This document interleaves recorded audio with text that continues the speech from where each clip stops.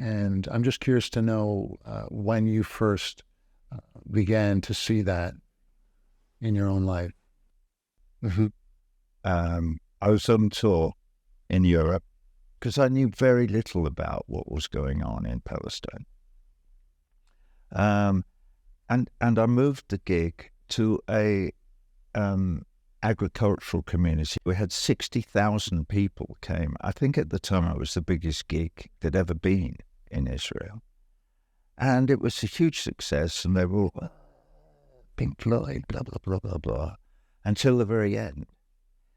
When I got up on my hind legs, and I said, now then, you are the generation of young Israelis who must make peace with your neighbors and blah, blah, blah. And they went from, it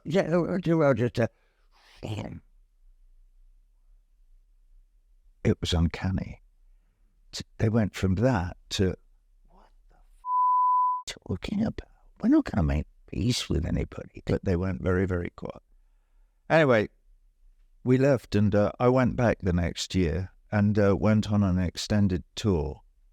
And we went all over the West Bank, and it was chilling beyond anything that I could ever have imagined to see back then in 2006 what was going on. And the absolute disdain and disgust with which me with the British passport, was treated by all the young Israeli border guards and people. I remember thinking at the time, if they're like that to me, what must they be like to the Palestinians? And of course we know. And now, to bring it entirely up to date, we know exactly what they're like to the Palestinians, because they are, as we speak, committing genocide in Gaza.